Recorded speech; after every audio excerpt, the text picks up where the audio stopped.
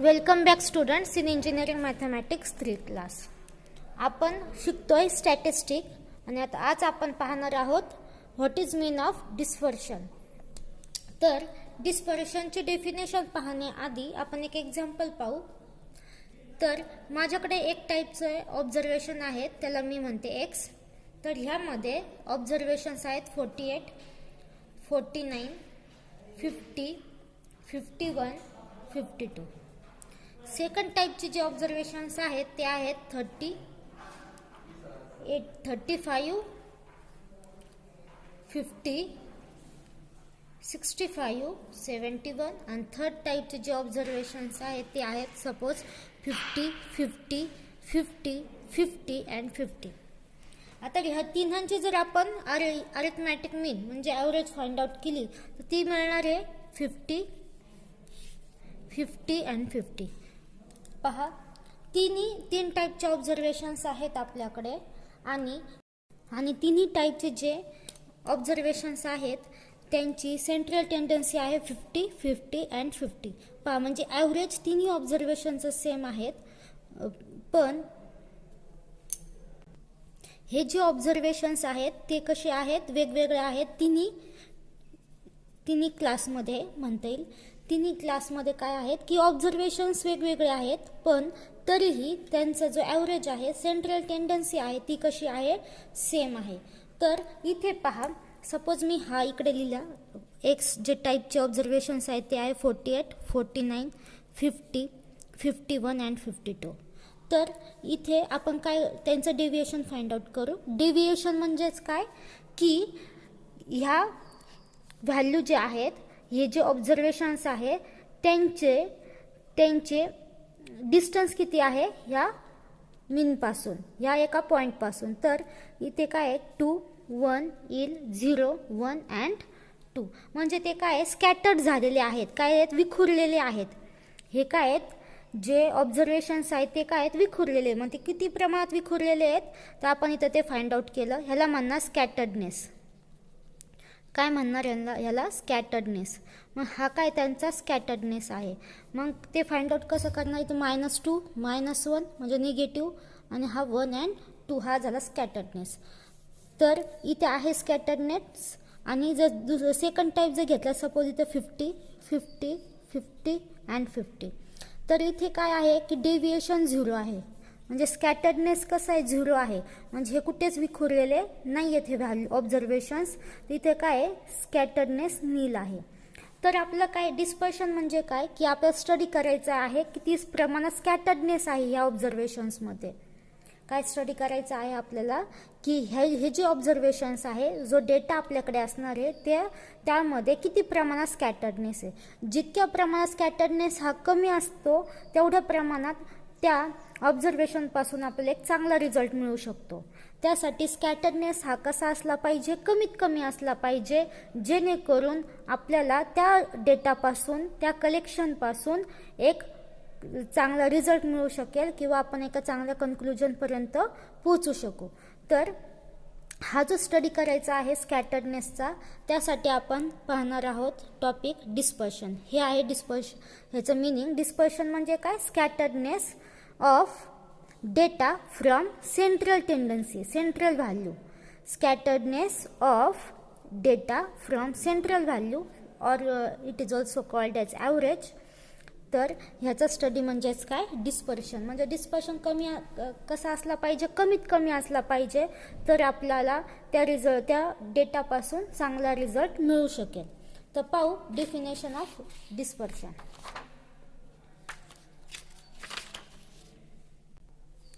The definition is dispersion for a given set of observations may be defined as the amount of deviation of the observations usually from an appropriate measure of central tendency. Dispersion म्हणजेच काय, मी आत्ता सांगितले होते की जे set of observation आहे आपल्याकडे त्याचं डेव्हिएशन, अमाऊंट ऑफ डेव्हिएशन, किती प्रमाणात तो डेव्हिएट होतोय, किती प्रमाणात त्यामध्ये स्कॅटर्डनेस आहे, त्याचं स्टडी करणे म्हणजेच काय डिस्पर्शन. ते काउंट करणे, मेजर करणे म्हणजेच काय डिस्पर्शन. तर dispersion classified into measured of dispersion classified into range quartile deviation, mean deviation and standard deviation. तर काय की measure of dispersion are classified into this 4 types. तर आपण जो स्टडी करणार आहोत तो काय आहे, central tendency.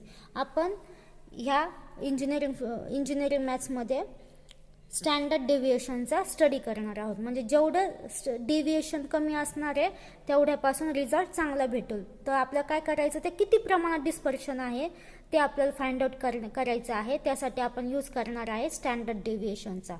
The best measure of dispersion is usually standard deviation. म्हणजे जेवढे पण क्लासिफिकेशन आहे मेजर ऑफ डिस्पर्शनचं, त्यामध्ये सर्वात जास्त बेस्ट जो आहे रिझल्ट देणारा तो म्हणजे standard deviation. The best measure of dispersion is usually standard deviation. So let's see formula. Standard deviation म्हणजे काय, it is defined as the positive square root of the arithmetic mean of the squares of the deviations of the given values from their arithmetic mean.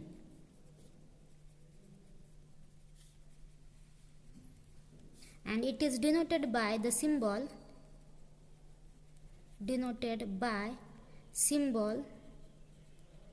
sigma. तर पहा definition काय आहे, it is defined as the positive square root. Standard deviation define करतात सिग्माने. तर definition काय, it is positive square root of the arithmetic mean of the squares of deviation. Arithmetic mean of the squares of the deviation of the given values from their arithmetic mean. म्हणजे काय, XI हे जर observation असेल तर त्यांचं deviation from their average and their square, आणि आपण त्याचं काय काढायचं आहे, अरिथमॅटिक मीन. ह्यांचं काय काढायचं आहे, अरिथमॅटिक मीन. म्हणजे काय, summation of this I from 1 to n. जर n ऑब्झर्वेशन असतील तर divided by n. n means number of observations. बरोबर. XI काय असतो, summation of XI upon n. आपण मागच्या लेक्चरला ही डेफिनेशन पाहिली आहे अरिथमॅटिक मीनची. तर आपल्याला काय फाइंड आउट करायचं, स्टँडर्ड डेविएशन म्हणजे काय, deviation of observations from their arithmetic mean and their square and their arithmetic mean. हा जो फॉर्म्युला आहे याला काय म्हणणार आपण, स्टँडर्ड डेविएशन. हे आता पहा, आपण मागच्या लेक्चरला अरिथमॅटिक मीनमध्ये पाहिलं आहे की जसा टाईप ऑफ डेटा चेंज होतो, कलेक्शन ज्याप्रमाणे चेंज होतं तसं फॉर्म्युलामध्ये पण चेंज होत होता अरिथमॅटिक मीनचा. सेम इथे पण आहे. आता हा जो फॉर्म्युला आपण लिहिला आहे तो कोणासाठी आहे, फॉर इंडिव्हिज्युअल ऑब्झर्वेशन्स. हा जो फॉर्म्युला आपण लिहिला आहे तो कोणासाठी, फक्त इंडिव्हिज्युअल ऑब्झर्वेशन. म्हणजे रँडम डेटा जो आहे आपल्याकडे, जर त्यासारखा डेटा असेल तर तुम्ही हा फॉर्म्युला यूज करू शकता. आता आपण काय करू, हा जो फॉर्म्युला आहे त्याला थोडा सिम्प्लिफाय करू, जेणेकरून आपलं कॅल्क्युलेशन करताना इझी होईल. त्यासाठी आपण काय करूयात, इथे समेशन 1/n ला आउटसाइड लिहू, I फ्रॉम 1 to n. हा जो स्क्वेअर आहे XI ब्रॅकेट स्क्वेअर त्याला एक्सपांड करू. म्हणजे काय येणार, XI square minus 2 times XI into x bar plus x bar square. Correct. Now this is what, now we applying summation on each term. So here summation of XI square upon n first minus 2 constant. Here x bar is काय, तो x बार arithmetic मीन आहे, एक value असणार आहे, ती fixed value असणार आहे म्हणून ती पण बाहेर summation of xi upon n plus इथे पण x bar square as it is. आणि तर काय 1 आहे मल्टिप्लाय, म्हणजे समेशन कोणाचं घेणार 1चं अपॉन n. करेक्ट. आता पहा एक्स बार स्क्वेअर इथे समेशन आय फ्रॉम 1 टू ही जी ॲडिशन आहे ती किती वेळा रिपीट करते आपण n टाइम्स. म्हणून इथे 1ची पण ॲडिशन किती वेळा होणार आहे n टाइम्स ॲडिशन 1 + 1 + 1. तर पहा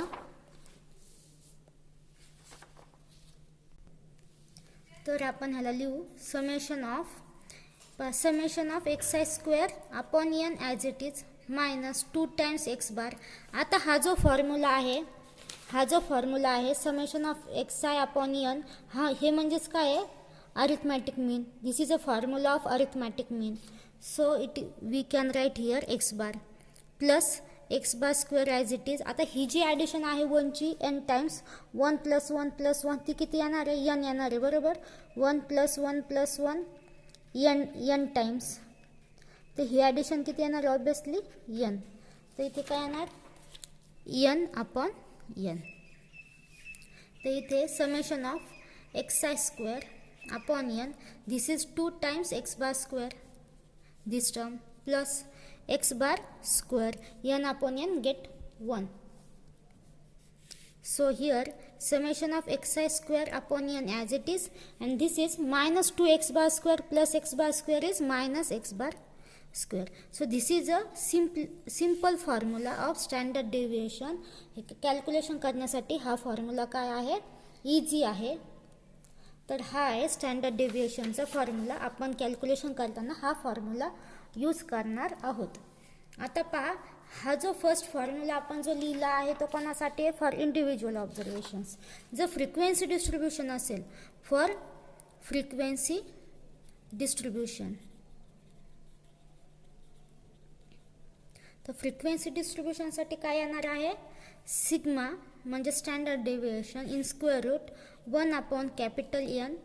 same formula also we can write summation of fi into xi. हा फॉर्म्युला लिहिते मी xi square upon capital N minus x bar square where x bar is what summation of fi xi अपॉन summation of fi. तर ह्या फॉर्म्युलाने आपण standard deviation find out करू शकतो. Now Wien this is second formula. Third formula when we given data in form of deviation, then we can write 1 upon n summation of fi di square minus summation of fi into di upon n and their square. This is arithmetic mean for deviation. Now last formula for class interval. So when we given class interval, then sigma is equal to h into square root of 1 upon n summation of fi into ui square minus summation of fi ui upon n square. So this is next formula for class interval where ui is what di upon h, and di means what di is xi minus a. Deviation, this is a deviation. Deviation म्हणजे काय distance of observations from particular point in observations is called deviation. So this is a formula of standard deviation. तर आपण next लेक्चरमध्ये पाहू examples deviation standard डेव्हिएशनवर.